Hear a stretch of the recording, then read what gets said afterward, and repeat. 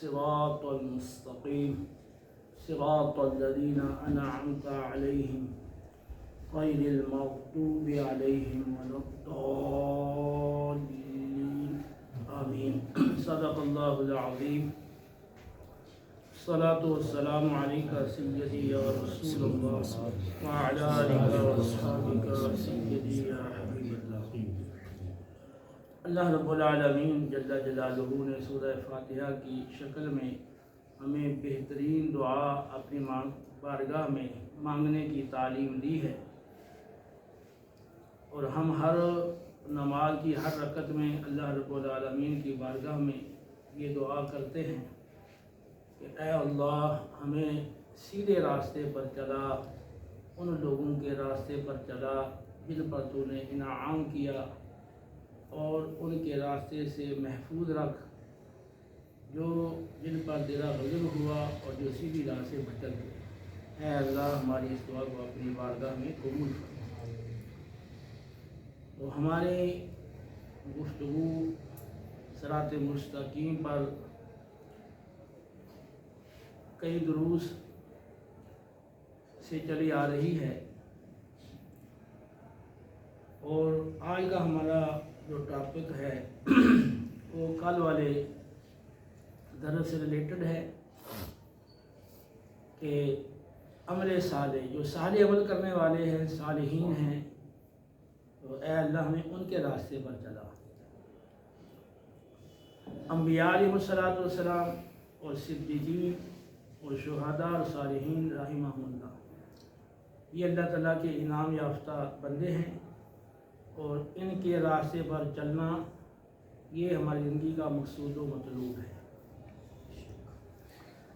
گزشتہ درس میں عمل صالح کے حوالہ سے گفتگو ہوئی تھی کہ عمل صالح وہ عمل ہے جو سنت کے موافق ہو۔ کسی بھی عمل کی قبولیت کے لیے ایمان شرط ہے، اور ایمان کے بعد پھر اخلاص بھی ضروری ہے، اور پھر اس عمل کا ظاہری لحاظ سے سنت کے موافق ہونا بھی ضروری ہے۔ اللہ رب العالمین جل جلالہ نے قرآن پاک میں بہت سارے مقامات پر اپنے پیارے حبیب صلی اللہ علیہ وسلم کی اطاعت کی تاکید فرمائی ہے۔ قل ان کنتم تحبون اللہ فاتبعونی یحببکم اللہ ویغفر لکم ذنوبکم واللہ غفور رحیم۔ قل اطیعوا اللہ والرسول فإن تولوا فإن اللہ لا يحب الکافرین۔ اے رسول مکرم صلی اللہ علیہ وسلم، آپ انہیں فرما دو اگر تم اللہ تعالیٰ سے محبت کرتے ہو اور اللہ سے محبت کا دعویٰ کرتے ہو تو پھر میری اتباع کرو، میرے نقش قدم پر چلو۔ اللہ رب العالمین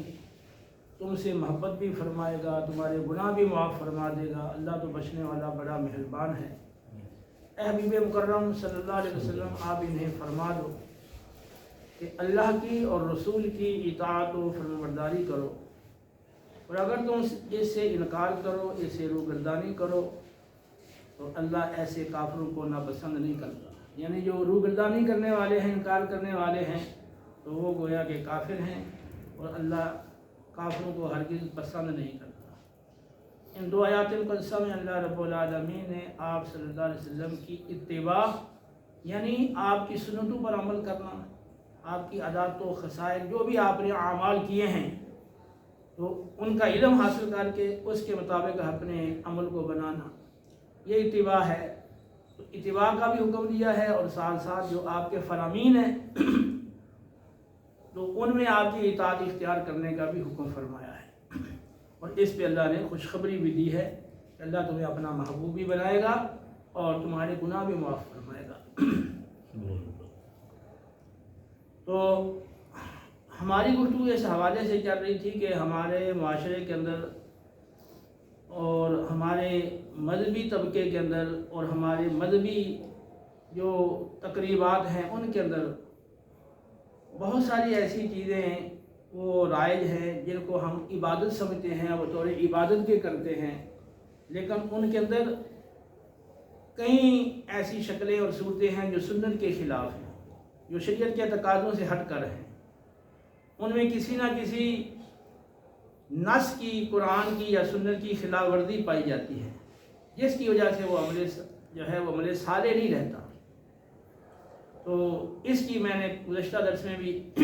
نشاندہی کی تھی، اور آج کا درس بھی اسی حوالے سے ہے۔ قرآن و سنت کا تقاضا یہ ہے کہ مساجد جو اللہ کے گھر ہیں اور جو مسلمانوں کی عبادت گاہیں ہیں،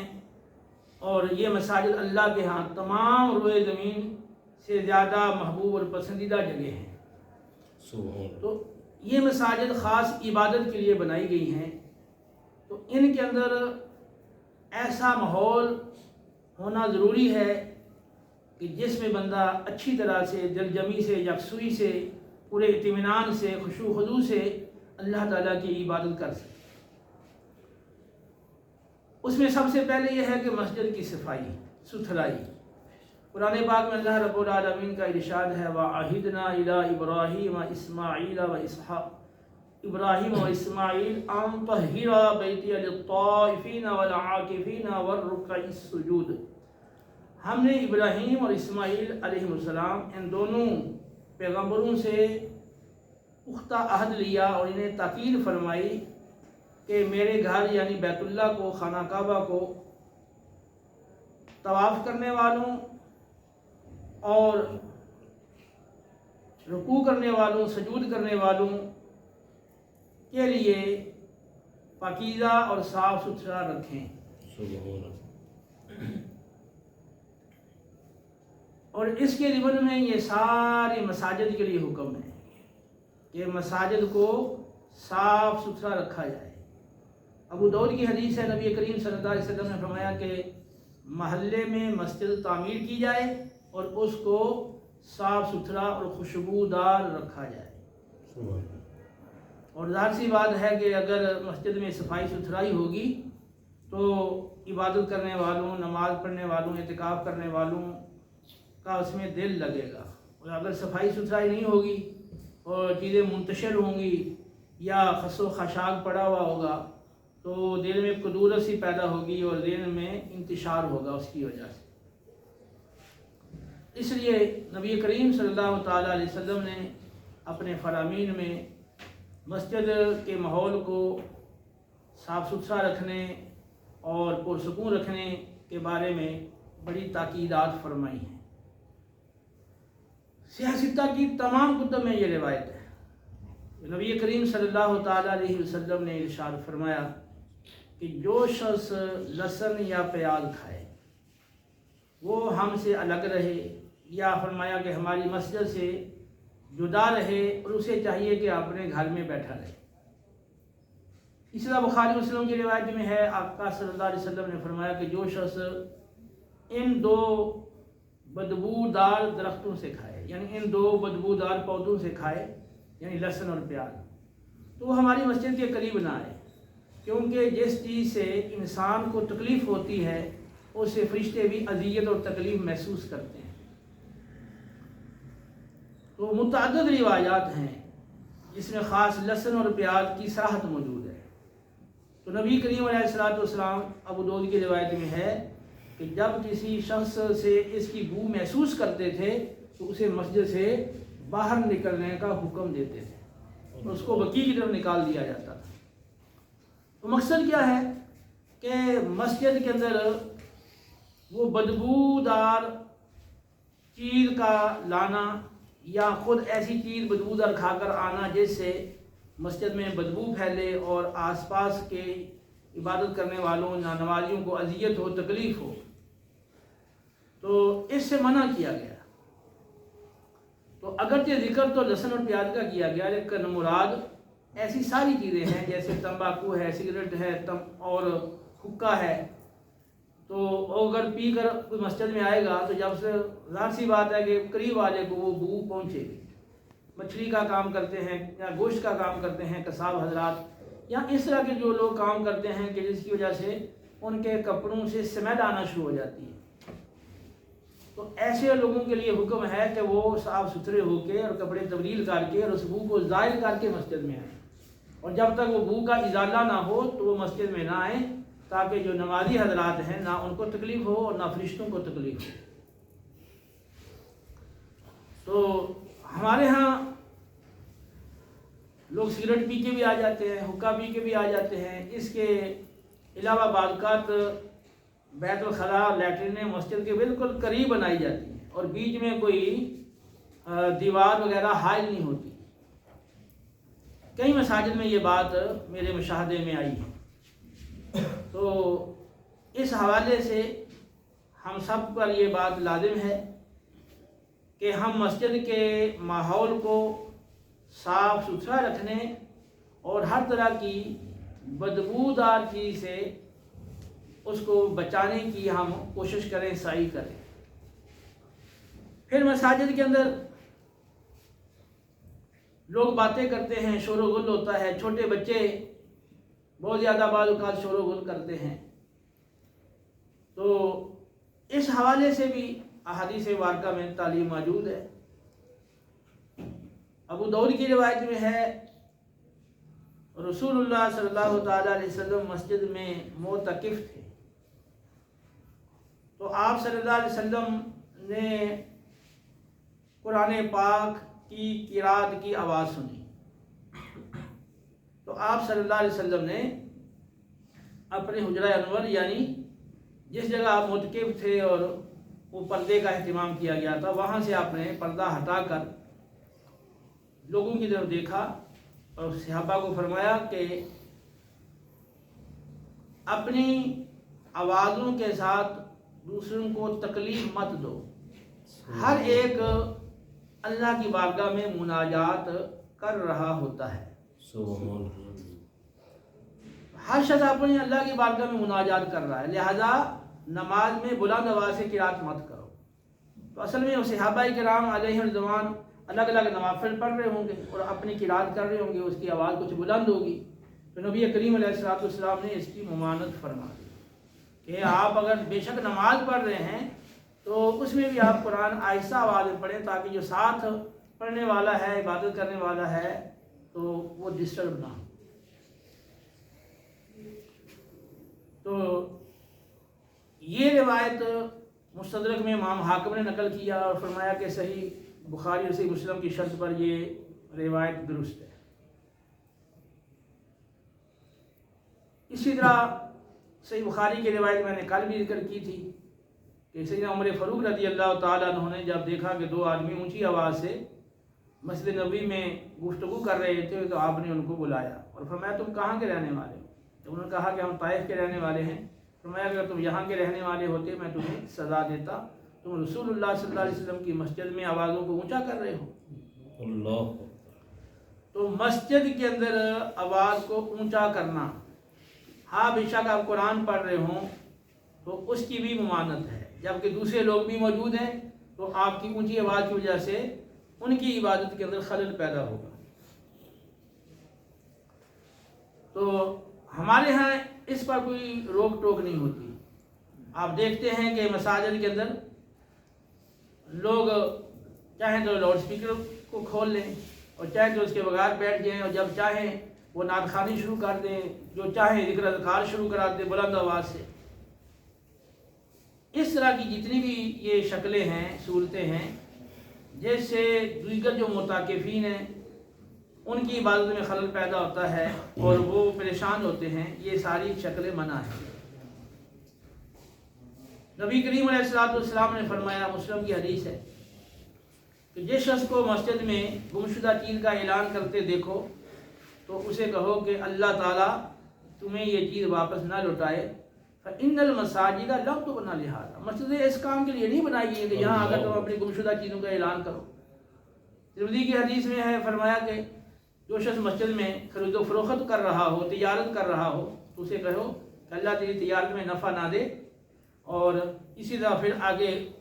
گمشدہ اعلان کے حوالے سے بھی اس روایت میں ذکر ہے کہ جس کو کرتے ہوئے دیکھو تو اس کو کہو کہ تمہیں یہ چیز نہ ملے، مسجد اس کام کے لیے نہیں بنائی۔ اب مسجد میں کوئی خرید و فروخت کی گفتگو کر رہا ہو یا گمشدہ چیز کا اعلان کر رہا ہو یا قرات میں اپنی آواز کو، قرآن کی تلاوت میں اپنی آواز کو اونچا کرتا ہے تو اس کی ممانعت فرمائی گئی ہے تاکہ جو دوسری عبادت کرنے والے ہیں ان کی عبادت میں خلل پیدا نہ ہو۔ مسجدوں کو صاف ستھرا رکھا جائے اور مسجدوں کو خوشبودار رکھا جائے، بدبو سے بچایا جائے اور مسجدوں کو آوازوں کے اونچا ہونے سے بچایا جائے۔ ہمارے ہاں یہ بات دیکھنے میں آتی ہے کہ بعض اوقات جو بزرگ ہیں، بوڑھے ہیں، وہ اونچی اونچی باتیں کرنا شروع کر دیتے ہیں۔ بعض اوقات لوگ مسجد کے اندر جھگڑا شروع کر دیتے ہیں، کسی بات پہ تنازع ہو جاتا ہے اور پھر ان کی آوازیں بلند ہو جاتی ہیں۔ تو ان ساری چیزوں کی ممانعت ہے۔ ابو داؤد کی روایت میں ہے نبی کریم صلی اللہ علیہ وسلم نے مسجد میں خرید و فروخت کرنے سے اور شعر پڑھنے سے اور آوازوں کو بلند کرنے سے اور جمعہ کے دن نماز جمعہ سے پہلے حلقہ بنا کر بیٹھنے سے منع فرمایا۔ تو اب اس حدیث پہ آپ دیکھیں کہ اس حدیث پاک میں آقا علیہ الصلوۃ والسلام نے ان ساری چیزوں سے منع فرمایا ہے کہ جس کی وجہ سے نمازیوں کی عبادت میں خلل پیدا ہو۔ موطا امام مالک کی روایت میں ہے کہ سیدنا عمر فاروق رضی اللہ تعالیٰ عنہ نے مسجد نبوی کے صحن کے ساتھ ہی ایک کونے کے اندر ایک جگہ بنوا دی تھی اور فرمایا کہ جس نے کوئی فضول بات کرنی ہو یا کوئی شعر پڑھنا ہو یا آواز بلند کرنی ہے تو وہ اس جگہ کی طرف چلا جائے۔ تو اس سند کے اندر موطا امام مالک کی سند میں چونکہ انقطاع ہے، لیکن باقی جگہوں پر اور جگہوں پر صحیح سند پوری موجود ہے اور سارے راوی اس سند کے ثقہ ہیں۔ تو اب آپ نے مختلف احادیث مبارکہ کی روشنی میں اور قرآن پاک کی جو صفائی والی آیت ہے اس کی روشنی میں آپ نے ملاحظہ کیا کہ قرآن کا اور سنت کا تقاضا یہ ہے کہ مسجد کا ماحول بالکل پرسکون ہو۔ میں نے کوٹلی میں، آزاد کشمیر کوٹلی میں نے ایک مسجد دیکھی ہے، وہاں مرکزی مسجد ہے، وہاں کا ماحول بالکل پرسکون ہے۔ وہاں کے جو پیر صاحب ہیں ان کی طرف سے وہ پوری سختی ہے، وہ پورے مسجد کے اندر کوئی شور و غل، کوئی ایسی چیز نہیں ہوتی۔ ایک طرف قرآن پاک کا حلقہ ہے، آپ قرآن پاک رکھے ہوئے ہیں، آپ چاہیں تو قرآن پاک کی تلاوت کر لیں، اور ایک سائڈ پر درود پاک کے لیے انہوں نے حلقہ بنایا ہوا ہے، آپ چاہیں تو درود پاک پڑھنا چاہیں تو وہ بیٹھ کے پڑھ لیں۔ وہاں اونچی آواز سے وہ کوئی اجازت نہیں دیتے اونچی آواز سے کچھ بھی پڑھنے کی، اور وہ وہاں اصلاحی بیان جو کرتے ہیں لوگوں کی اصلاح کے لیے، تو وہ انہوں نے نیچے بیسمنٹ ہے، تہہ خانہ ہے، وہ اس میں لے کر جاتے ہیں اور وہاں پھر وہ بیان کرتے ہیں، اور مسجد کا جو ماحول ہوتا ہے اوپر والا وہ بالکل پرسکون ہوتا ہے۔ لیکن اس طرح کا ماحول یہاں میں نے کہیں بھی نہیں دیکھا۔ اور اعتکاف کا تو میرا بہت تجربہ ہے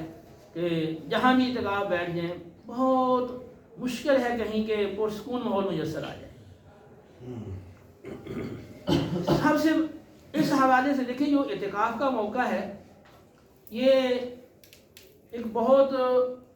اچھا اور اہم موقع ہوتا ہے اس حوالے سے کہ اگر مسجد کی کمیٹی اور مسجد کے امام صاحب، خطیب صاحب اور وہاں کے جو خاص نمازی لوگ ہیں وہ تھوڑا اس حوالے سے اپنی ذمہ داری کو ادا کریں کہ اعتکاف کے موقع پر وہ کسی اچھے عالم دین کو، اور اگر اچھا عالم دین میسر نہیں ہے تو کسی اچھے مبلغ کو وہ اعتکاف میں بٹھائیں، اور جو بچے نوجوان بیٹھتے ہیں، بوڑھے بیٹھتے ہیں، ان کی تربیت کا اہتمام کریں۔ ایک تو یہ ہے کہ ان کی نماز پوری، سب کی نماز درست کرائی جائے،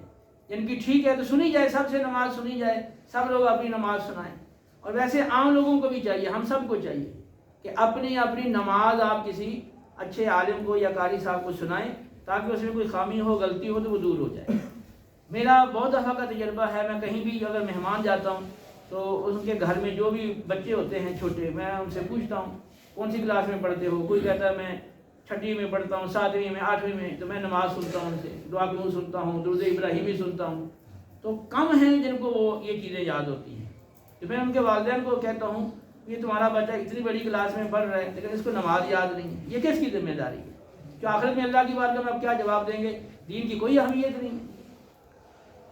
آپ کو صرف اسی لیے تو نہیں پیدا کیا گیا کہ آپ دنیا کی فکر کریں اور دین کی کوئی فکر نہ کریں۔ جب بچہ 7 برس کا ہو جائے تو اب والد کی ذمہ داری ہے کہ وہ اس کو نماز پڑھنا سکھائے بھی، نماز پڑھنے کا حکم بھی دے۔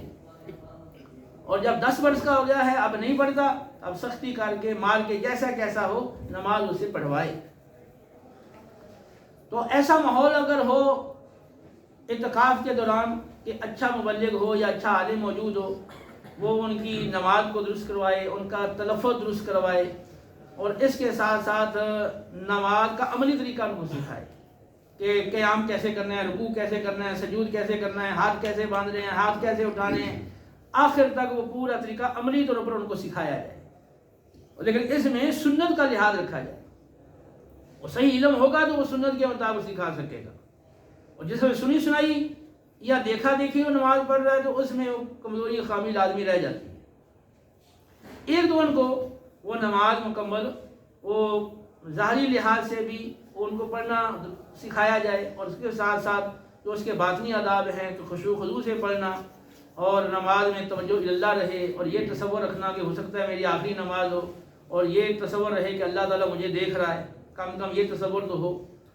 اور جو اذکار نماز میں پڑھے جا رہے ہیں ان پہ توجہ کرے اور ان کے مفاہیم پہ توجہ کرے۔ تو یہ چیزیں ان کے ذہنوں میں راسخ کرنا، بار بار ان کے سامنے بیان کرنا، ان کی توجہ دلانا یہ ضروری ہے۔ دیکھیں ہم نماز پڑھتے ہیں، نماز میں ہم بار بار کہتے ہیں اللہ اکبر اللہ اکبر، اللہ سب سے بڑا ہے، یہ بار بار کہتے ہیں۔ تو اللہ سب سے بڑا ہے، کیا ہم نے واقعی مان لیا ہے اللہ سب سے بڑا ہے؟ کیا ہمارا عمل گواہی دیتا ہے کہ ہم اللہ کو سب سے بڑا مان لیا؟ اگر کوئی کسی ادارے کے اندر، کسی یونیورسٹی کے اندر، یا کسی بھی اور اس طرح کے کسی دفتر کے اندر کوئی شخص کام کرتا ہے تو جو بڑا ہے اس کی بات مانی جاتی ہے، اس کی اطاعت کی جاتی ہے۔ کوئی بھی آپ محکمہ لے لیں، کوئی بھی آپ شعبہ لے لیں، تو اس کا جو بڑا ہے تو اس شعبے والے اس کی بات مانتے ہیں۔ تو ہم جو بار بار کہہ رہے ہیں اللہ سب سے بڑا ہے، اللہ سب سے بڑا ہے، تو اگر اللہ کی بات آپ نہیں مان رہے، اللہ کے حکم پہ نہیں چل رہے، اور اس کے بہت سارے احکام ہیں جن کی آپ خلاف ورزی کر رہے ہیں، تو یہ تو رسمی آپ کہہ رہے ہیں کہ اللہ سب سے بڑا ہے، کہ آپ کے دل میں تو یہ بات نہیں اتری، اور آپ کا اعتقاد تو یہ نہیں بنا پوری طرح کہ اللہ سب سے بڑا ہے۔ تو ہر ذکر کا کوئی مقصد ہے، تو وہ اس کے مفہوم پہ جب غور کریں گے اور جتنی اس پہ توجہ دیں گے تو پھر وہ آپ اس مقصد کی طرف آگے بڑھیں گے۔ تو ان الصلاۃ تنہی عن الفحشاء والمنکر، بے شک نماز بے حیائی بری باتوں سے روکتی ہے، اور ساری عبادات میں اس کو اولین حیثیت حاصل ہے۔ تو جو معتکف بیٹھے ہیں کم از کم ان کی اتنی تربیت ہو کہ آئندہ جب یہ اعتکاف سے اٹھ کر جائیں تو 5 وقت کے نمازی بن جائیں۔ میں نے یہ دیکھا کہ مغرب کے بعد اٹھ کے جاتے ہیں اور عشاء کی نماز میں نہیں آتے، یا پھر اگر 2-4 نمازوں میں آ گئے تو اس کے بعد پھر چھٹی ہوگی۔ تو ایک تو ان کو نماز باقاعدہ یہ سکھائی جائے، دوسرا جو شریعت کے احکام، جو اہم احکام ہیں جن کا نماز سے بھی تعلق ہے، روزے سے تعلق ہے، دیگر جو فرائض ہیں ان سے تعلق ہے، وہ ان کو کچھ احکام باقاعدہ سکھائے جائے، اور واضح نصیحت کیا جائے، فکر آخرت ڈالی جائے، جو مقصد زندگی ہے وہ ان کے ذہنوں میں راسخ کیا جائے، ان کی ذہن سازی کی جائے، اور ان کے لیے باقی تلاوت کا مناسب وقت ہو، نوافل کا مناسب وقت ہو ان کو دیا جائے، انفرادی عبادت کا وقت ان کو وقت دیا جائے۔ باقی جو ظاہر سی بات ہے سکھانے والی چیزیں ہیں یہ اجتماعی شکل میں ہو سکیں گی، اور اس کے دوران بھی وہ پورا مسجد کے آداب کا خیال رکھنا ضروری ہے۔ جیسے مسجد کی صفائی کی میں نے بات کی ہے، اب جب وہ اعتکاف کی حالت میں کھانا کھا رہے ہوتے ہیں تو بعض کا دسترخوان نہیں ہے تو کہتے ہیں چل کوئی بات نہیں، ایسے ہی کھا لیں، اب دسترخوان جو اب نہیں آیا تو اہتمام نہیں کرتے، اور وہ اوپر گر رہا ہوتا ہے، مسجد کے قلین ہے تو وہ اسے آلودہ ہو جاتے ہیں۔ بعض جگہ تو بڑی عجیب و غریب قسم کی وہ حالت ہوتی ہے، وہ چونٹیاں آ جاتی ہیں، وہ ساری چیزیں جو کھاتے ہیں ذرے نیچے گر رہے ہوتے ہیں، حالانکہ سنت کے مطابق کھائیں تو وہ چیزیں نیچے گرتی نہیں، کوئی گرا بھی ہے تو بندہ اٹھا کے کھا لے اس کو۔ پھر یہ ہے کہ وہ اس کا اہتمام ضروری ہے کہ دسترخوان کا اہتمام ہو۔ اب یہ ساری ذمہ داری خاص کمیٹی کی ہے، اور اس کے ساتھ پھر جو امام صاحب خطیب صاحب ہیں ان کی ذمہ داری ہے، پھر اس کے ساتھ جو نمازی حضرات ہیں ان کی ذمہ داری ہے کہ وہ ان چیزوں کا وہ خیال کریں اور جو مرتکب بیٹھے ہیں ان کو ان چیزوں کی طرف ان کی توجہ دلائیں۔ تو یہ ایک بہترین موقع ہوتا ہے اعتکاف کا کہ جس سے آپ لوگوں کی ذہن سازی کر کے ان کی اصلاح کر کے آپ ان کو راہ راست پہ صراط مستقیم کی طرف لا سکتے ہیں، لیکن ہم عام طور پہ یہ موقع ضائع کر دیتے ہیں کیونکہ کوئی اپنی ذمہ داری تصور ہی نہیں کرتا نا کہ یہ اس طرح کا اعتکاف کروانا، لوگوں کو اعتکاف کے لیے آمادہ کرنا اور خود اس میں بیٹھنا اور اس کے لیے تگ و دو کرنا، کوئی اپنی ذمہ داری نہیں سمجھتا، نہ امام صاحب کی ذمہ داری، نہ خطیب صاحب کی، نہ کمیٹی کی، نہ باقی کسی کی، تو پھر کس کی ذمہ داری؟ جبکہ اس زمانے میں اور ان حالات میں اشد ضرورت ہے اس بات کی کہ لوگوں کو علم دین سکھایا جائے، ان کو دین طرف لایا جائے۔ تو اب جو آئے ہوئے ہیں مسجد کے اندر، اگر ہم ان کو دین کی طرف نہیں لا سکتے، ان کا ذہن نہیں بنا سکتے، تو دوسروں کو جا کر ہم کیا دعوت دیں گے؟ کئی جگہوں پر یہ بات دیکھنے میں آتی ہے کہ چھوٹے چھوٹے بچے وہ مسجد میں اعتکاف بیٹھ جاتے ہیں، بال کا تو بڑا کوئی بھی نہیں بیٹھتا، چھوٹے چھوٹے بچے بیٹھ جاتے ہیں، اور وہ بچے جو چھوٹے چھوٹے ہیں، بے ریش ہیں، اور وہ اپنی باہمی دوستی کی بنا پر وہ مل کے اکٹھے بیٹھ جاتے ہیں، پھر وہ مسجد کا ماحول بہت خراب کرتے ہیں، کھیل کود شور و غل، اور پھر بعض اوقات یعنی یہ بے ریش بچے ہیں تو بعض اوقات اس میں نوجوان بھی ہوتے ہیں، وہ جنسی معاملات اس خرابی کی طرف چلے جاتے ہیں۔ تو اب اس سے مسجد کو بچانا یہ کس کی ذمہ داری ہے؟ تو چھوٹے بچے جب تک کسی کا والد یا بڑا بھائی یا اس کا سرپرست ساتھ نہ بیٹھے اعتکاف میں، ایسے بچوں کو نہ بٹھایا جائے۔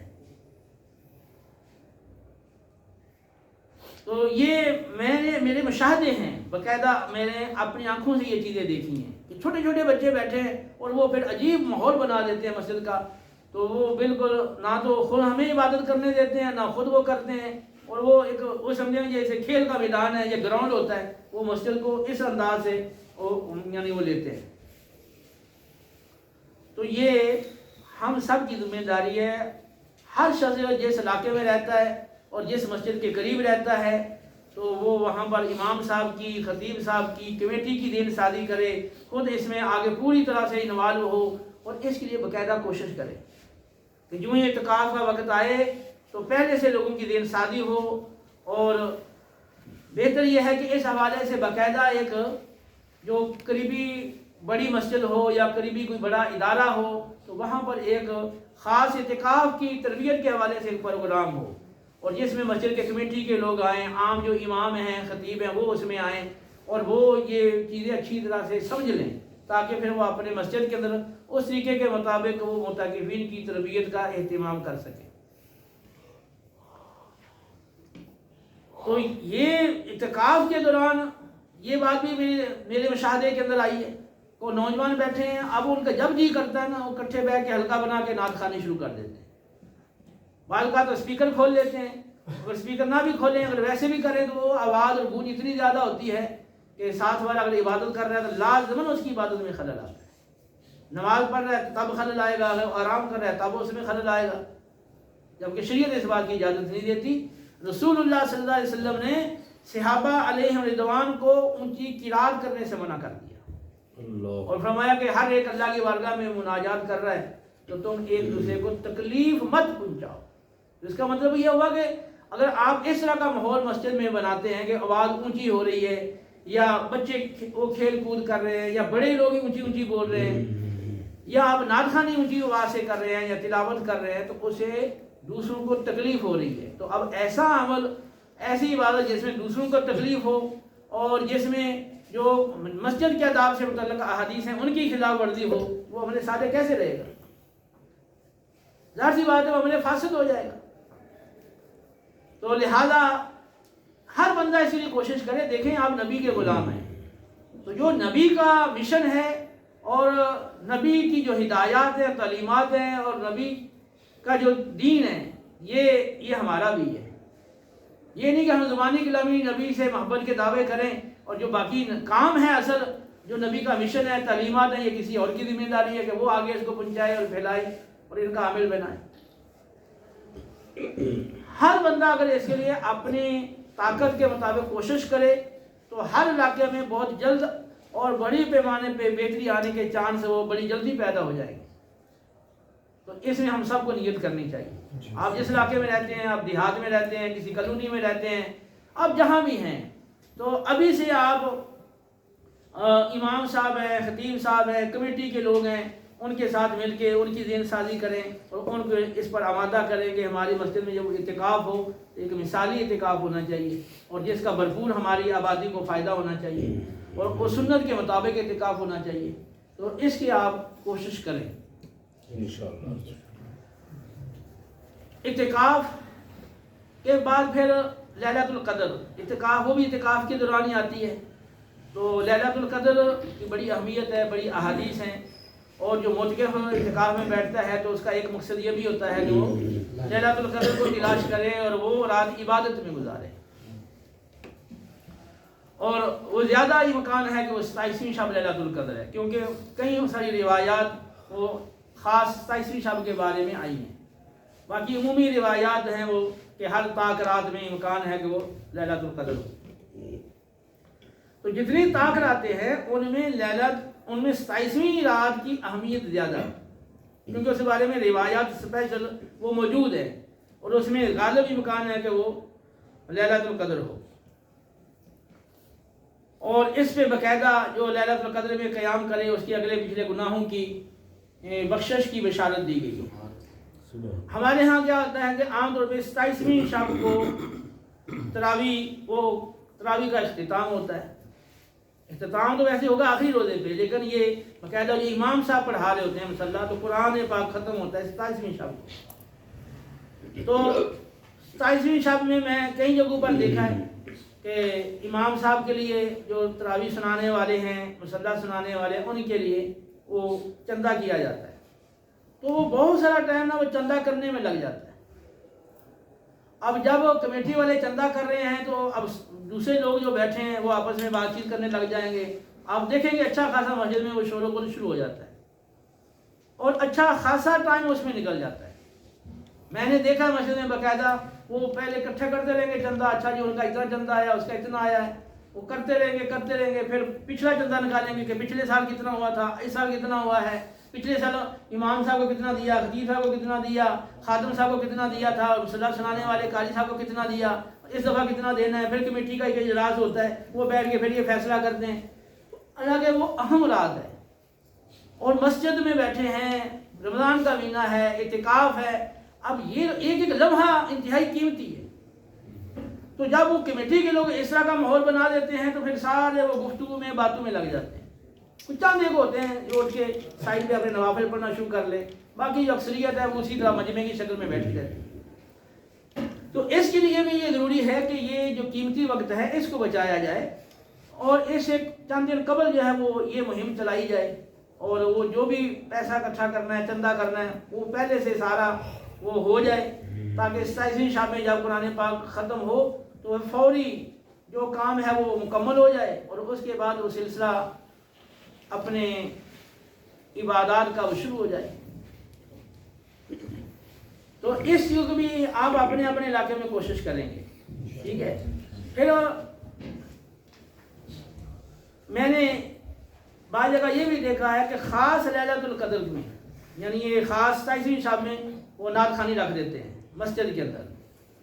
اور وہ نعت خوانوں کو اکٹھا کر لیا. اب وہ رات جو نعت خوانی چل رہی. پھر رسول اللہ صلی اللہ علیہ وسلم نے لیلۃ القدر کے حوالے سے خاص ہمیں تعلیم دی ہے. آپ کا تو عام دنوں کے اندر جو قیام ہوتا تھا بخاری کی روایت کے مطابق اتنا طویل قیام ہوتا تھا کہ پاؤں مبارک متورم ہو جاتے تھے، بعض کا جو آگے پاؤں مبارک پھٹ جاتے تھے، خون بہنے لگتا تھا. جب عرض کیا جاتا ہے یا رسول اللہ آپ اتنا لمبا قیام کیوں کرتے ہیں؟ آپ کی تو شان و عظمت یہ ہے کہ اللہ نے آپ کے اگلے اور پچھلوں کے آپ کے صدقے میں گناہ معاف کر دیے. تو آپ کہتے ہیں میں اللہ کا شکر گزار بندہ نہ بنوں. تو یہ عام ایام کے اندر آپ کی قیام کی کیفیت تھی. اور پھر جو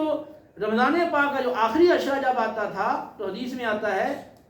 بخاری شریف روایت میں ہے کہ آپ کمر کس لیتے تھے اور بالکل یعنی آپ اس کے لیے مکمل تیار ہو جاتے تھے عبادت کے لیے. تو آپ کی جو مین عبادت تھی وہ قیام کی شکل میں ہوتی تھی اور قیام میں آپ قرآن پڑھتے تھے اور قرآن پڑھتے ہوئے زار و گزار رویا کرتے تھے. ابو داؤد کی روایت ہے، نسائی میں روایت ہے، ترمذی میں روایت ہے کہ آپ نماز پڑھتے ہوئے جب قرآن پڑھتے تھے تو رونے کی وجہ سے چکی کے آٹا پیسنے جیسی آواز اور ہنڈیا کے ابلنے جیسی آواز وہ سنائی دیا کرتی تھی۔ اور واقعی اگر بندہ قرآن کو سمجھتا ہو اور وہ سمجھ کے اگر وہ پڑھے تو اس کے اوپر کی خاص کیفیت طاری ہوتی ہے اور خاص اس کو چاشنی اور لذت اور حلاوت وہ اس کو ہوتی ہے اور اس کا وہ خشوع حضور قرآن کی وجہ سے وہ بڑھتا چلا جاتا ہے۔ اور بعض اوقات ایسے مقام آتے ہیں قرآن کے کہ آنسو سے آنسو بہنے لگ جاتے ہیں۔ تو ہماری یہ چیزیں یہ کیفیت نہیں ہوتی اس لیے کہ ہم قرآن سے دوری ہے ہماری، ہم نے اس کو اتنی زیادہ اہمیت نہیں دی، باقی علوم و فنون کو اہمیت دی ہے اور وہ چیزیں ہمیں یاد ہیں اور حفظ ہیں، لیکن قرآن کے حوالے سے ہماری بہت زیادہ غفلت اور کمزوری ہے۔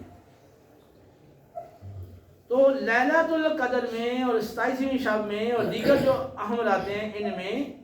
نبی کریم علیہ الصلوۃ والسلام نے جس طرح عبادت کی ہے اور جس طرح آپ نے تعلیم دی ہے اور باقاعدہ لیلۃ القدر کے بارے میں فرمایا من قام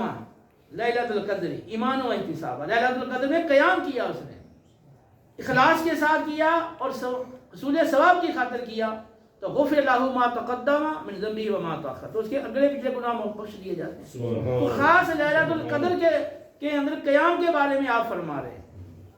تو اب ہمارے ہاں یہ ہے وہ نعت خوانی شروع ہو جاتی ہے اور پھر وہ ظاہر سی بات ہے کہ وہ اس میں بلند آواز ہوتی ہے اور اس میں باقاعدہ ایکو جو ہے وہ کھولا جائے گا، آواز کو فل چھوڑ دیا جائے گا۔ تو مسجد والے جو ہیں ان کی عبادت میں تو خلل آ ہی رہا ہے، لیکن آس پاس جو گھروں والے ہیں وہ بھی ڈسٹرب ہوتے ہیں۔ یہ ایک روش چل پڑی ہے، اب اس کو روکنا کس کی ذمہ داری ہے اور اس کو صحیح روش پہ لے کے آنا اور اس رات کے جو معمولات ہیں وہ سنت کے مطابق بجاوری کے لیے کوشش کرنا، یہ کس کی ذمہ داری ہے؟ ہماری اپنی ذمہ داری ہے نا۔ تو ہر ایک اس کے حوالے سے بھی کوشش کرے کہ یہ اب لیلۃ القدر ہے، 27ویں شب ہے، طاق راتیں ہیں، اس میں وہ نعت خوانی کے لیے آپ کے لیے عام ایام ہیں، لیکن یہاں مسجد کے اندر آپ اجتماعی شکل میں یہ نعت خوانی کریں گے تو جب آپ صلی اللہ علیہ وسلم نے قرآن پڑھنے کی اونچی آواز اجازت نہیں دی صحابہ کو، فرمایا ایک دوسرے کو تکلیف مت دو، تو یہاں وہ تو اس وقت تو سپیکر نہیں تھے نا، وہ تو ویسے ہی کوئی نماز میں پڑھے گا نا، اور ظاہر سی بات ہے کہ نبی کریم علیہ السلام کی تشریف فرمائے تو کتنا بھی زور لگا کے کوئی پڑھے گا، نہ صحابہ کی عادت تھی جس طرح ہمارے لوگ زور لگا کے پڑھتے ہیں، اپنا زور بھی پورا لگاتے ہیں اور مائک بھی بالکل منہ کے ساتھ لگاتے ہیں اور ادھر پھر آواز بھی فل چھوڑتے ہیں اور ایکو بھی کھولتے ہیں، تو پھر وہ جو ماحول بنتا ہے وہ آپ بھی جانتے ہو کہ کیسا بنتا ہے، یعنی وہ مسجد میں وہ سنجیدگی والا اور پر اطمینان پر سکون ماحول نہیں رہتا، وہ عجیب ماحول وہاں بن جاتا ہے۔ بعض کا تو آواز اتنی شدید ہوتی ہے کہ سمجھدار آدمی جو ہے فطرت سلیمہ والا ہے وہ اذیت محسوس کرتا ہے اتنی تیز آواز سے۔ تو اس حوالے سے بھی یہ ہماری ذمہ داری ہے کہ ہم اس کے حوالے سے کوشش کریں۔ اسی طرح شب معراج ہے، شب برات ہے، شب برات میں بھی یہی ہوتا ہے کہ وہ اجتماعی ذکر و نعت اور اجتماعی یہ ساری چیزیں شروع ہو جاتی ہیں۔ نبی کریم علیہ السلام میں قوموا لیلہ وصوموا نہارہ، دن کا روزہ رکھو اور رات کا قیام کرو۔ نبی کریم علیہ السلام کا قبرستان میں جا کے دعا کرنا یہ بھی حدیث میں موجود ہے، اور بنی کلب کی بکریوں کی بالوں کی تعداد سے بھی زیادہ اللہ تعالیٰ گناہ گاروں کی بخشش فرما دیتا ہے۔ تو اب یہ خاص رات اس لیے ہے کہ اس میں آپ اللہ کی بارگاہ میں بخشش طلب کریں، آپ نوافل پڑھیں، تلاوت قرآن کریں، اور نبی کریم علیہ السلام نے جو ہمیں تعلیم دی ہے تسبیح حمد کی اور درود کی وہ آپ پڑھیں، لیکن انفرادی طور پر اپنی مناسب آواز میں آپ یہ چیزیں پڑھیں، اجتماعی طور پر ہلکا بنا کے بلند آواز سے ایسا نہ پڑھیں کہ جو انفرادی عبادت کرنے والے ہیں وہ اس سے تنگ دل ہوں اور ان کی عبادت میں خلل پیدا ہو۔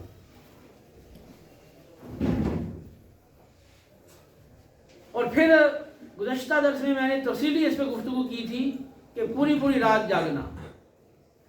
تو ایسے موقع بھی جو ساری رات جاگتے ہیں پھر فجر کی نماز ان کے لیے پڑھنا مشکل ہو جاتی ہے،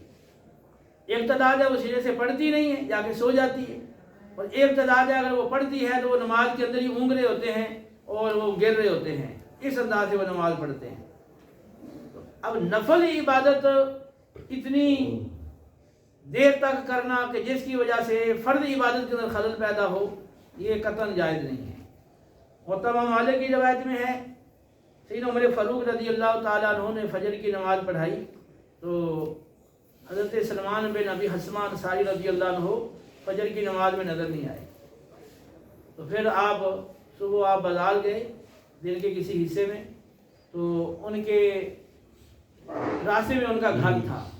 تو ان کی والدہ سے پوچھا، شفا نے پوچھا بھی تمہارا بیٹا سلمان وہ فجر کی نماز میں ہمیں نظر نہیں آیا، تو انہوں نے عرض کیا کہ وہ رات کو عبادت کرتے رہے، نوافل پڑھتے رہے، قیام کرتے رہے، جب فجر کا وقت ہوا تو ان کی آنکھ لگ گئی۔ تو فرمایا کہ میرے نزدیک فجر کی نماز باجماعت پڑھنا یہ ساری رات نوافل اور قیام سے زیادہ بہتر ہے۔ سبحان تو اس بات کو یقینی بنایا جائے کہ اتنی دیر تک ہی بیداری ہو اور اتنی دیر تک جاگیں کہ آپ فجر کی نماز اچھے طریقے سے جیسا حکم ہے ویسے آپ ادا کر سکیں، سبحان اور جان بوجھ کے اتنی دیر تک جاگنا کہ جیسے آپ کو معلوم ہے کہ میری فجر کی نماز میں ادا صحیح طرح نہیں کر سکوں گا یا نیند غالب آ سکے گی، اس سرے سے نماز ہی رہ جائے گی، جماعت نکل جائے گی، تو پھر شرط یہ آپ کا اتنی دیر تک نفلی عبادت کرنا یہ درست نہیں ہے۔ تو اب یہ جو مواقع ہیں ان میں یہ بہترین موقع ہوتا ہے کہ آپ اچھے کسی عالم دین کو بلائیں، شب معراج ہے، شب برات ہے، تو اس موقع کی مناسبت سے جو قرآن و سنت کی تعلیمات ہیں، جو ہدایات ہیں، ان سے لوگوں کو آگاہ کیا جائے، اور پھر عمومی طور پر جو لوگوں میں کوتاہیاں غفلت پائی جاتی ہے دینی حوالے سے، تو ان کے اندر احساس کو بیدار کیا جائے، ان کے اندر فکر آخرت کو ڈالا جائے، ان کو وعد و نصیحت کیا جائے اور ان کو توبہ پہ آمادہ کیا جائے۔ کوئی کسی گناہ میں، کوئی کسی گناہ میں ملوث ہے، توبہ پہ آمادہ کیا جائے تاکہ وہ آئندہ اپنی زندگی وہ شریعت کے مطابق گزارنے کا اپنے دل میں سچا ارادہ کرے۔ تو یہ شب معراج کا موقع ہو یا شب برات کا موقع ہو یا اس کے علاوہ میلاد کی محفل ہو یا 11ویں شریف کی محفل ہو، ان سارے مواقع پر یہ ضروری ہے کہ آپ کسی اچھے عالم کا انتخاب کریں اور وہ لوگوں کی صحیح تربیت کریں۔ باقی جو قرآن و سنت کی تعلیمات کے مطابق جو عبادت ہے وہ لوگ اپنی اپنی عبادت کریں۔ تو یہ جو اجتماعی ہمارے ہاں چل پڑا نا سلسلہ کہ پہلے تلاوت ہو رہی ہے، پھر نعت خوانی ہو رہی ہے، اور پھر نعت خوانی ہو لمبی نعت خوانی ہو رہی ہے، پھر اس کے بعد جب لوگ تھک جائیں، کوئی اٹھ کر جانے لگ جائیں، لوگوں کو نیند آنے لگ جائے، تو پھر وہ بیان کا اور وہ درس بیان کا اعلان کرتے ہیں کہ اب بلا تاخیر، یعنی بلا تاخیر اب بیان ہوگا۔ اتنی تاخیر کر لی ہے، اب بلا تاخیر کیسے آپ کہہ رہے ہیں؟ غلط بیانی کر رہے ہیں، جھوٹ بول رہے ہیں مسجد کے اندر کہ بلا تاخیر کہہ رہے ہیں۔ اتنی تاخیر تو آپ نے کر دی کہ تھکا دیا لوگوں کو، تو اب کہہ رہے ہیں کہ بلا تاخیر یہ شروع ہو رہا ہے جی بیان۔ بخاری مسلم کی حدیث ہے، نبی کریم بخاری شریف کی حدیث ہے، نبی کریم علیہ السلام نے فرمایا کہ قرآن پاک اس وقت تک پڑھو جب تک طبیعت میں نشاط ہو، تو جب تم تھک جاؤ تو اب آرام کرو، اب وہ تلاوت چھوڑ دو، دوبارہ جب تک نشاط پیدا نہیں ہو جاتا تو اب تلاوت کو موقوف رکھو، کیونکہ تلاوت کرنے کا جو مین مقصد ہے نا وہ تو یہ ہے کہ ہم اسے ہدایت حاصل کریں اور اس سے نصیحت حاصل کریں، اپنے اندر خوف و خشیت اور تقوی پیدا کریں، اور اس میں جو ہمارے لیے احکام آئے ہیں ان کو سمجھ کے اس پہ عمل پیرا ہوں، اور قرآن پاک کے ذریعے سے اپنے اندر خشوع اور خضوع کو ہم بڑھائیں۔ تو قرآن کا اصل مقصد تو یہ ہے نا، اس لیے فرمایا کہ جس نے 3 دن سے پہلے قرآن کو ختم کر لیا تو اس نے قرآن کو سمجھا ہی نہیں، ابو داؤد کی روایت۔ تو مقصد کیا ہے؟ اب 3 دن سے پہلے قرآن پاک ختم کرنے سے منع اس لیے کیا گیا ہے کہ وہ قرآن کا فہم نہیں ہو سکتا، تو اصل مقصد اس کا فہم ہے۔ تو اب ہمارے ہم کیا ہوتا ہے کہ وہ فہم کا تو بالکل اس کو تو بالکل ہی ہم نے وہ چھوڑ ہی دیا نا، کہ اس کی کوئی شکل رکھی نہیں ہے کہ ہمیں کچھ اس کا فہم بھی ہو۔ تو تو اب یہ اتنی لمبی نعت خوانی، تو جس سے میں نے بتایا کہ فجر کی نماز کا مسئلہ بن گیا، دیگر جو لوگ ساتھ والے ان کی عبادت میں خلل پیدا ہو رہا ہے، اور پھر عالم دین موجود تھا دین سکھانے کے لیے، تو آپ نے کو اتنا لیٹ کر دیا کہ اب لوگ سننے کے لیے تیار نہیں، لوگوں کو تاہٹ محسوس کرنے لگے۔ تو آپ بتائیں کہ یہ شرعی لحاظ سے یہ کیسا عمل ہے؟ ہمارے جتنے بھی مواقع ہیں دین سکھانے کے، وہ سارے ہم نے ان کو الگ کر کے اس کی جگہ پہ ہم نے نعت خوانی کو رکھا ہے۔ پھر نعت خوانی کے اندر جو اشعار ہیں وہ غلط ہوتے ہیں،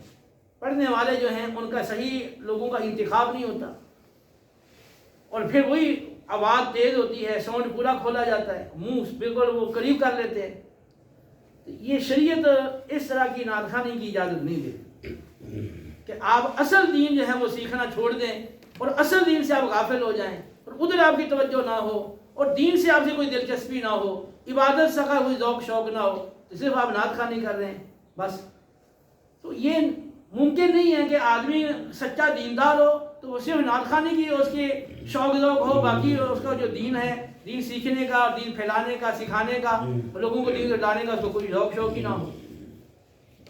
تو یہ اصلاح بھی ہماری ذمہ داری ہے کہ ہم اپنی مساجد کے اندر کوشش کریں کہ ذہن سازی کر کے لوگوں کو اس طرف لے کر آئیں۔ ظاہر ہے کہ ایک عرصے سے جہاں کا ماحول چلا آ رہا ہے تو بدلنا آسان تو نہیں ہوتا، تو ہم یہی چیزیں دیکھ کر یار یہ بڑا مشکل ہے، یار لوگ نہیں مانتے، تو ہم پھر یہ چھوڑ دیتے ہیں اور ہم اس پہ وہ باقاعدہ پھر اس کے لیے کوشش نہیں کرتے۔ دیکھیں جتنے بھی انبیاء علیہ السلام آئے تو کیا دین کا کام کرنے میں، دعوت دین دینے میں کیا ان کو مشکل پیش نہیں آئی؟ یا مشکل پیش ہے کہ انہوں نے چھوڑ دیا، یار نہیں لوگ نہیں مانتے؟ نوح علیہ السلام کتنی دیر ٹھہرے ہیں اپنی قوم کے اندر؟ 950 سال اپنی قوم میں آپ ٹھہرے ہیں، اور آپ کی دعوت کا، تبلیغ کا جو عرصہ ہے وہ تقریباً سارے انبیاء سے زیادہ ہے۔ لیکن سورہ نوح ذرا پڑھ کر دیکھ لیں،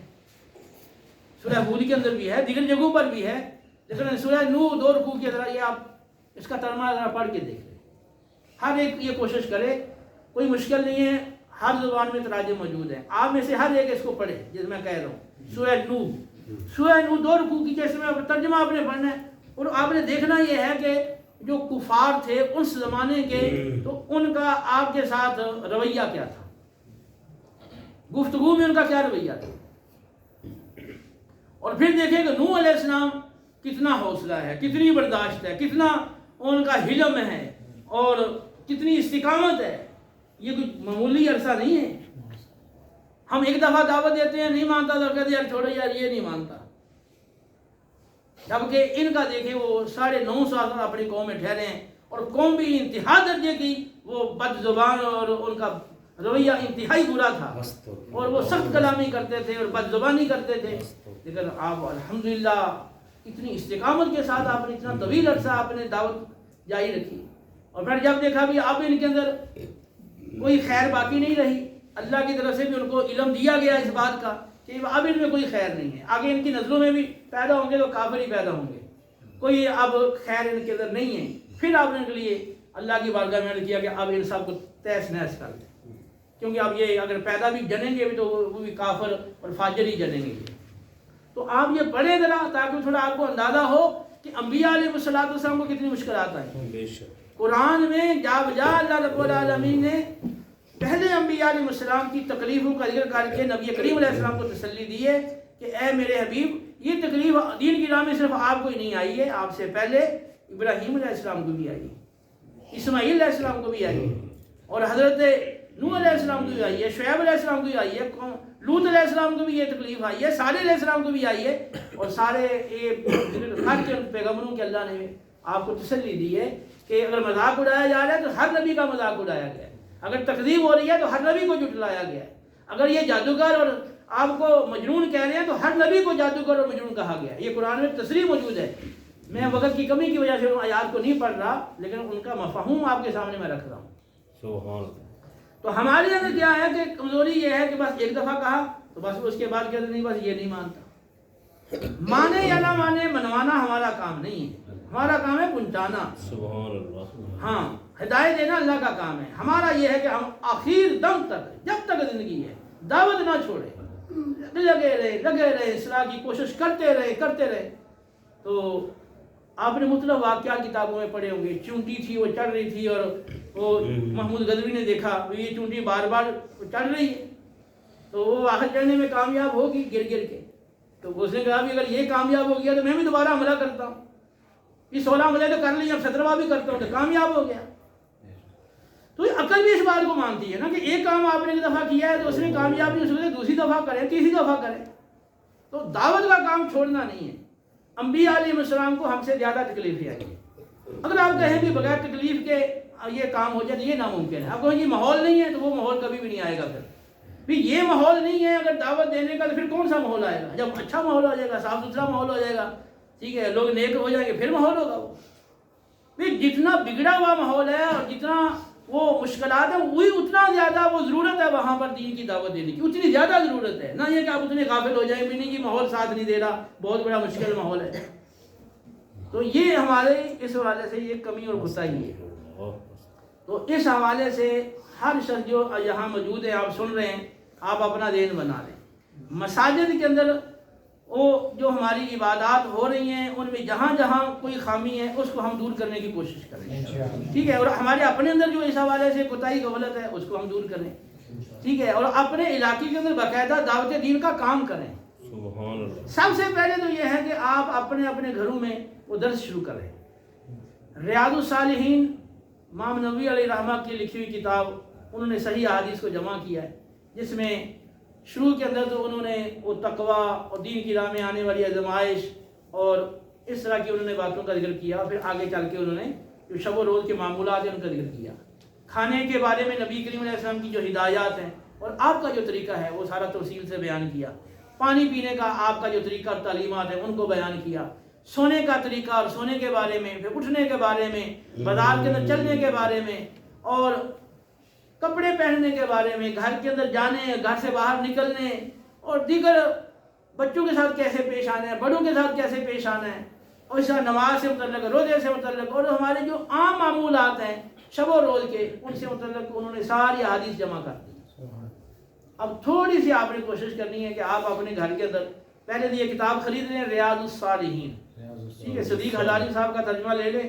اور اچھا ترجمہ ہے. تو اپنے گھر میں آپ کسی کی ڈیوٹی لگا لیں, کبھی خود درس دیں, کبھی گھر میں کوئی خاتون بھی دے سکتی ہیں جو محارم ہیں, والدہ ہے, بہن ہے, تو وہ درس دے, کبھی بیٹا درس دے. یہ اس طرح گھر کے اندر کوئی 7 منٹ 10 منٹ کچھ نکال لیں, اس میں آپ اپنے موبائل وغیرہ ہیں ان کو سائڈ پہ کر دیں, اور ساری جو ایکٹیویٹیز ہیں ان کو ذرا موقوف کر دیں. ٹی وی شی وی ہے ان کو بھی بند کریں, اور پرسکون ماحول ہو, اور 10 منٹ تقریباً کم از کم آپ بیٹھ کے, اور شروع میں اگر 10 منٹ مشکل لگ رہا ہے تو آپ 5 منٹ کر لیں. تو جو بھی درس دینا اس کی ذمہ داری ہے کہ وہ پہلے اس کو ذرا پڑھ لے, تاکہ پڑھتے ہوئے پھر وہ الفاظ آگے پیچھے نہ ہوں. اور اس میں کوئی ایسی بات ہے جو پوری طرح سمجھ میں نہیں آ رہی تو پھر گھر میں کوئی ایسا فرد ہے اسے وہ رہنمائی لے لیں کہ بھی, یا ڈسکس کر لیں کسی سے کہ بھی یہ بات کس طرح ہے, تاکہ وہ درس جو ہے نا کہ روانی کے ساتھ ہو سکے. تو وہ درس جو ہے نا وہ باقاعدہ گھر میں ہو. انشاءاللہ وہ جو درس ہوگا نا تو ایک تو اس کی برکات ہیں. ظاہر سی بات ہے کہ جہاں بھی وہ دین سکھایا جا رہا ہے, اللہ کے حبیب علیہ السلام کا ذکر ہو رہا ہے, تو اللہ کی رحمت نازل ہوتی ہے. باقاعدہ فرشتے جو ہے ایسی جگہ وہ محفل کو وہ گھیر لیتے ہیں, یہ باقاعدہ تفصیل حدیث میں موجود ہے. دوسرا یہ ہوگا کہ آپ کے جو بچے ہیں جو بالکل نا وہ بہت ساری چیزوں سے غافل ہیں, اور آپ خود بھی ہو سکتا ہے غافل ہو, تو جب آپ وہ پڑھیں گے تو آپ کو وہ چیزیں وہ یاد آ جائیں گی, بچوں کو وہ چیزیں یاد ہو جائیں گی, چھوٹوں کو بچوں کو پتہ چلے گا. مثال کے طور پہ کھانے کے آداب ہیں, تو آپ نے کھانے کے آداب کا درس دیا, تو اب وہ جتنی باتیں آپ نے پڑھی ہیں پھر اس کو آپ عمل میں لے کر آئیں. تو اس طرح جب سارے بیٹھیں گے کھانا کھائیں گے تو پھر اس میں بھی چاہیں تو آپ وہ کھانے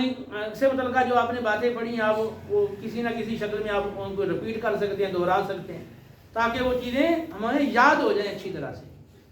تو اس طرح وہ آپ کے گھر میں وہ کھانا وہ سنت کے مطابق شروع ہو جائے, پانی پینا سنت کے مطابق شروع ہو جائے. پھر سونے سے متعلقہ, جاگنے سے متعلقہ جو حدیث ہیں ان کا درس ہوگا, تو آپ کا سونا جاگنا وہ سنت کے مطابق آپ کر لیں. اس طرح انشاءاللہ آپ کے ذمہ جو اپنے بچوں کی تربیت لازم ہے، اور حکم ہے کہ اہل ایمان اپنے آپ کو اپنے گھر والوں کو جہنم کی آگ سے بچاؤ، تو انشاءاللہ وہ ماحول گھر کے اندر وہ پیدا ہونا شروع ہو جائے گا، اور آپ کے لیے اپنے بچوں کی تربیت وہ آسان اور سہل ہو جائے گی، اور آپ کے لیے خود بھی بہت ساری جو معلومات ہیں آپ کے لیے وہ بڑھے گی، اور آپ کے لیے خود صراط مستقیم پہ چلنا وہ سہل ہوگا۔ تو یہ کوئی مشکل چیز نہیں ہے، دوسروں کو دعوت دینا یہ اس میں تو مشکل ہے کہ پتہ نہیں وہ کیسے ہمارے ساتھ سلوک کرے گا، کیسے پیش آئے گا، تو وہ بھی اپنی جگہ پہ ضروری ہے، لیکن سب سے پہلے ہم اپنے گھر سے آغاز کریں۔ وَأَنذِرْ عَشِيرَتَكَ الْأَقْرَبِينَ قرآن میں آیا کہ اپنے قریبی رشتہ داروں کو ڈراؤ۔ تو جب یہ آیتیں اتری تھی تو نبی کریم علیہ السلام نے باقاعدہ اپنے قریبی رشتہ داروں کو اپنے گھر میں جمع کر کے اور آپ نے ان کو کھانا پیش کیا، اور اس کے بعد پھر آپ نے وہ جو اللہ کا حکم تھا ان کو سنایا۔ تو آپ اپنے اپنے گھروں کے اندر اپنے گھر کے خاص اپنے افراد ہیں تو ان کو درس دینا یہ کوئی مشکل نہیں ہے، صرف سستی یا غفلت ہے، ٹھیک ہے۔ جو آپ اسٹوڈنٹس ہیں، آپ جب گھروں میں جاتے ہیں تو گھروں میں جا کے آپ اہتمام کریں، پھر گھر میں اگر ایسا فرد میسر ہے دین سازی کر کے اس کو تیار کر دیں تو باقاعدہ وہ درس کا باقاعدہ سلسلہ شروع ہو جائے۔ تو اس کے لیے ریاض الصالحین بہت موزوں اور مناسب کتاب ہے، کیونکہ عام فہم ہے، سہل ہے، اور وہ چیزیں ہیں جو ہماری ضرورت کی چیزیں ہیں،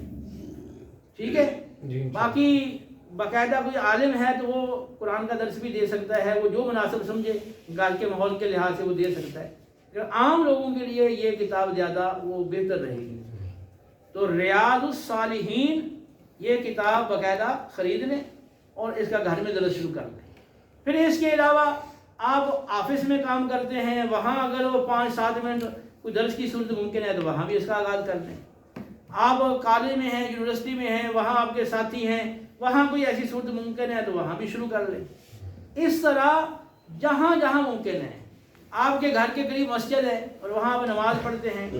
تو وہاں اگر باقاعدہ درس نہیں ہو رہا تو آپ وہاں کسی نماز کے اندر وہ درس شروع کر لیں، ٹھیک ہے، اور اپنے ساتھیوں کو اپنے دوستوں کو آپ لے کر جائیں مسجد میں تاکہ وہ آپ کے ذریعے سے نمازی بھی بنیں اور پھر ان کو درس میں بھی بٹھائیں۔ تو نبی کریم علیہ السلام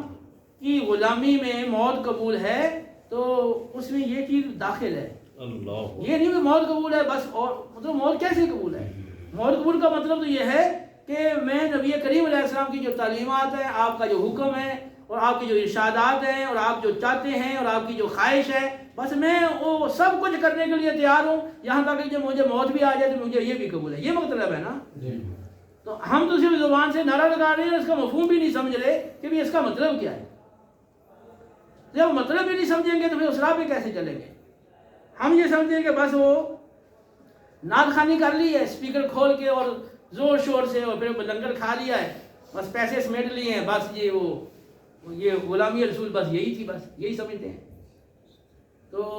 یہ معاشرے کو چینج کرنا، بدلنا یہ ہماری ذمہ داری ہے، یہ خود بخود نہیں بدلے گا۔ اور پھر یہ بھی یاد رکھیں کہ جس کو اللہ نے علم دیا ہے، فہم دیا ہے، صلاحیت دی ہے، لیاقت دی ہے اور اس کو تندرستی دی ہے، سب کچھ وہ ساری نعمتیں دی ہیں، پھر بھی اگر وہ دعوت دین کا کام نہیں کرتا اور اپنی اس ذمہ داری کو پورا نہیں کرتا تو پھر اللہ کی بارگاہ میں جواب دہی بھی اور جواب طلبی بھی ہوگی، وہاں پر کیا جواب ہوگا؟ تو نبی کے دین سے، نبی کی تعلیمات سے، نبی کریم علیہ السلام کی ذات سے، اپنے رب سے وہ وفا کریں، وہ وفاداری کریں، اور وفاداری وہ یہی ہے کہ جو ان کی چاہت ہے اور جو ان کا مطالبہ ہے اور جو ان کے احکام ہیں اور تعلیمات ہیں اور جیسا وہ ہمیں دیکھنا چاہتے ہیں تو ہم وہ ویسا ہی کریں اور ویسے ہی بنیں۔ تو اللہ تعالیٰ ہمیں کیسے دیکھنا چاہتے ہیں؟ ویسے ہی دیکھنا چاہتے ہیں کہ ہم خود دین کے عامل ہوں اور آگے دین پھیلائیں، ٹھیک ہے۔ تو اس طرف ہم سب لوگ جو ہے نا وہ متوجہ ہوں، ٹھیک ہے۔ انشاءاللہ اس کی برکت سے آپ کے گھریلو معاملات بھی بہتر ہوں گے، آپ کے حلال روزی میں بھی مزید برکت ہوگی، اور بہت سارے آپ کے الجھے ہوئے مسائل انشاءاللہ اس کی برکت سے وہ بہتر ہو جائیں گے۔ تو گھر میں جو بھی جھگڑا ہو، خاندان میں جو جھگڑا ہے، آپ کا کسی کے ساتھ کوئی معاملہ ہے، شریعت کا جو حکم ہے، کیونکہ آپ نے اپنے رب کو،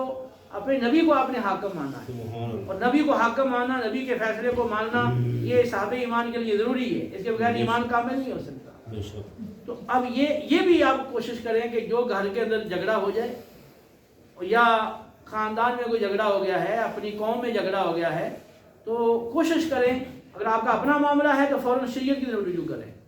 اور اگر دیگر رشتہ داروں کا معاملہ ہے تو ان کو بھی سمجھائیں اور اس پہ آمادہ کریں کہ جو اللہ کے رسول علیہ السلام کا حکم ہے بس اس کے مطابق وہ معاملہ اپنا نپٹا لیں بس، اور اس کو طول نہ دیں۔ جتنا وہ جھگڑا لمبا ہو جاتا ہے اتنے دل کے اندر وہ نفرتیں اور آپس کے اندر جو بغض ہے، کینہ ہے، وہ پھر بڑھتا چلا جاتا ہے، اور یہ دل کے اندر حسد پھر پیدا ہو جاتا ہے، اور پھر یہ آگے بہت ساری برائیاں اور فسادات اسے جنم لیتے ہیں۔ تو اس کے لیے بھی آپ نے کوشش کرنی ہے۔ میں یہ سمجھتا ہوں کہ جتنے ہم لوگ بیٹھے ہیں اگر ہم پورے کے پورے مخلص ہو جائیں نا اپنے دین کے ساتھ، اللہ رسول کے ساتھ پورے وفادار ہم بن جائیں، تو ایک بہترین اور خوشگوار انقلاب ہماری اپنے ذات میں، گھر میں، ہمارے اپنے ماحول میں، اپنی سوسائٹی میں وہ آ سکتا ہے۔ ٹھیک ہے، تو جہاں آپ کی باقی ذمہ داریاں ہیں آپ پوری کرتے ہیں نا، تو یہ بھی آپ کی ذمہ داری ہے۔ جیسے آپ غافل ہیں، اس کو بھی اپنی ذمہ داری کے طور پر لیں۔ اب یہ نہیں ہے کہ دین سیکھنا ہے یا دین کی دعوت دینی ہے تو آپ کا یہ میرا فلاں کام تھا، تو آج میرا فلاں کام تھا، آج میں، اس کا مطلب یہ ہے کہ آپ کے جب تک وہ کام ہے اس وقت تک یہ کام آپ کی نظروں میں یہ کام نہیں ہے اتنا اہم، یہ سب سے یعنی نچلے درجے کا کام ہے۔ جب اوپر والے جو اہم کام ہیں ان سے آپ فارغ ہوں گے تو پھر آپ یہ نچلے درجے والا کام کریں گے۔ تو آپ مجھے ایمان سے بتائیں کہ یہ دین سیکھنا یا دین سکھانا اور دین پہ چلنا اور دین کی دعوت دینا، یہ جو دین کا کام ہے تو کیا یہ سب سے نچلا کام ہے؟ لیکن ہم تو اسی لیے سمجھتے ہیں نا، جس کو بھی کوئی بات کہیں تو وہ کہتا ہے بھی بس میری یہ مصروفیت تھی، میری یہ مصروفیت۔ اور یہ المیہ ہے کہ وہ لوگ ایک وہ تعداد ہے کہ جو لوگوں کی رہنما بن گئی ہے، اور ان کو خود بیچاروں کو دین سیکھنے کی حاجت ہے، تو ان کو جب بھی کہا جاتا ہے بھی آپ اس میں آئیں، اس میں شریک ہوں، آپ یہ سنیں، تو وہ کہتے ہیں ہم تو ہماری آج وہاں ہم جا رہے ہیں، ہم ادھر جا رہے ہیں، ہماری آج وہاں پر پروگرام ہے، ادھر پروگرام ہے۔ اب وہ اپنے پروگرام ہی کر رہے ہیں، ان کو اپنی اصلاح سے کوئی غرض نہیں۔ جب اپنی اصلاح نہیں ہے، اپنے پاس علم نہیں ہے، تو آگے انہوں نے کیا پھیلانا ہے؟ اچھا، آپ کے آخری بات یہ، آپ کے علاقے میں، آپ کی مسجد میں یا آپ کے گھر میں یا آپ کے خاندان میں یا آپ کے آس پاس یا جہاں آپ کا اختیار ہے محفل ہو، ہاں وہ میلاد کی محفل ہے، ہاں وہ 11ویں کی محفل ہے، یا کوئی بھی کسی بھی عنوان سے وہ جو ہے وہ محفل اگر وہ موسوم ہے، آپ اس میں کوشش کر کے تو صحیح آدمی کا انتخاب کروائیں، کیونکہ یہ بڑا بگاڑ معاشرے کے اندر آیا ہے۔ تو کم علم لوگ جن کو علم نہیں اور پھر دین کا احساس نہیں، تو وہ لوگوں سے مخاطب ہوتے ہیں اور ان لوگوں کو کوئی بھی احساس بیدار نہیں کرتے، کوئی فکر نہیں دلاتے، مقصد زندگی کی طرف توجہ نہیں دلاتے، تو ظاہر سے لوگ پھر اور مزید غافل ہو جاتے ہیں ان کی باتیں سن کر، کیونکہ وہ باتیں ان کی خوش کن ہوتی ہیں، وہ جنت کے ٹکٹ دے کے چلے جاتے ہیں پیسے لے کے۔ تو یہ بھی ایک اہم کام ہے کہ اگر آپ اپنی مسجد کے اندر جو پروگرام ہو رہا ہے، اگر کسی آپ صحیح آدمی کا آپ انتخاب کریں اور کروائیں اور صحیح آدمی کو بلائیں، بڑا عالم نہیں ہے لیکن کم از کم اس کو مناسب علم ہو، دین کا درد ہو اس کو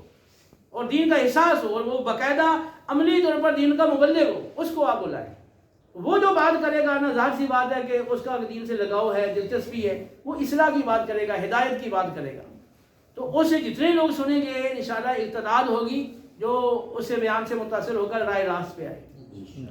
جبکہ اس کے مقابلے میں کوئی دوسرا شخص ہے تو اس کا بیان سن کے بجائے ہدایت کی طرف آنے کے اور لوگ غافل ہو جاتے ہیں۔ تو یہ ہر لحاظ سے اصلاح کرنا یہ ہماری ذمہ داری ہے۔ تو صالحین کا طریقہ یہ تھا، تو ہم کہتے ہیں کہ یا اللہ ہمیں صالحین کے طریقے پر چلا۔ تو صالحین کا طریقہ ہے سنت کو عام کرنے کا طریقہ، صالحین کا طریقہ یہ ہے کہ مٹی ہوئی سنتوں کو زندہ کرنے کا طریقہ، صالحین کا طریقہ یہ ہے کہ وہ کام جو خلاف سنت رائج ہو گئے ہیں، جن کو بدعت سیئہ کہتے ہیں، ان کو مٹانے کا طریقہ، یہ ہے صالحین کا طریقہ۔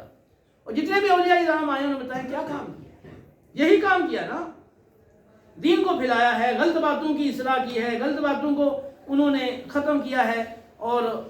سنت کو پھیلایا ہے، سنتوں کو عام کیا ہے، یہ صالحین کا طریقہ ہے۔ جب ہم نماز پڑھ رہے ہیں تو دعا مانگ رہے ہیں اللہ ہمیں نام یا بندوں کے راستے پر چلا، تو یوں ہی انبیاء کا تصور آئے تو فوراً دعوت دین کا تصور آنا چاہیے کہ یہ بنیادی کام انبیاء کا دعوت دین ہے، جو ساری زندگی اول تاخر وہ دعوت دین کا کام کرتے ہیں۔ صدیقین کا تصور آئے تو فوراً ذہن میں آئے کہ جو اللہ کی سچائی کا راستہ ہے، زبان کی سچائی، آنکھوں کی سچائی، کانوں کی، ہاتھ پاؤں کی سچائی، وعدوں کی سچائی اور فیصلوں کی سچائی اور گواہیوں کی سچائی اور وعدوں کی سچائی، عہدوں کی سچائی، ہر لحاظ سے سچائی، عقیدے میں سچائی، قول میں سچائی، جو سچائی کا راستہ ہے، کامل سچائی کا راستہ، تو صدیقین کا سچائی کا راستہ اس پہ چلا۔ اور شہداء جو دین کے غلبے کے لیے ہر وقت کوشاں رہتے ہیں، یہاں تک کہ غلبہ دین کی خاطر جب جان کی قربانی کی ضرورت ہوتی ہے تو جان کی قربانی بھی دے دیتے ہیں۔ ان کا جو راستہ ہے ہمیں ان کے راستے پہ چلا۔ اور صالحین کا راستہ کہ جو معاشرے کی اصلاح کرتے ہیں اور سنتوں کو پھیلاتے ہیں اور ہر کام سنت کے مطابق کرتے ہیں، اور جو خلاف سنت چیزیں رائج ہو گئی ان کو وہ مٹاتے ہیں اور سنت کا احیاء کرتے ہیں، احیاء سنت اور اتباع سنت۔ تو یہ جو راستہ ہے نا صالحین کا، اس راستے پہ ہمیں چلا۔ تو جب یہ دعا مانگے تو اجمالی طور پر یہ تصور بھی ساتھ ساتھ دل میں آنا چاہیے کہ یا اللہ ہمیں اس راستے پہ چلا۔ پھر جس راستے کو آپ اللہ سے مانگ رہے ہیں تو اب اس راستے پہ چلنے میں آپ کو رکاوٹ کیا ہے؟ عملی طور پر بھی کیوں نہیں چلتے آپ؟ اگر آپ عملی طور پہ نہیں چل رہے، صرف زبان سے ہی کہہ رہے ہیں تو اس کا مطلب آپ رسمی طور پہ لاشعوری طور پر ایک بات کہہ رہے ہیں اور آپ کو معلوم ہی نہیں ہے کہ آپ کہہ کیا رہے ہیں اللہ کی بات کا، اور نہ وہ طلب ہے آپ کے اندر اس کی، یعنی اس چیز سے تو آپ جی چھڑا رہے ہیں، جان چھڑا رہے ہیں اور زبان سے کہہ رہے ہیں یا اللہ اس راستے پہ چلو۔ یہ تو عجیب بات ہے کہ وہ عمل سے تو آپ جان چھڑائیں، کترائیں اور جی چرائیں اور کہیں کہ یا اللہ میں اس راستے پہ چلا۔ تو جس راستے کی دعا مانگ رہے ہیں اس کے لیے پھر عملی کوشش بھی کریں۔ تو اللہ رب العالمین ہمیں عمل کی توفیق دے۔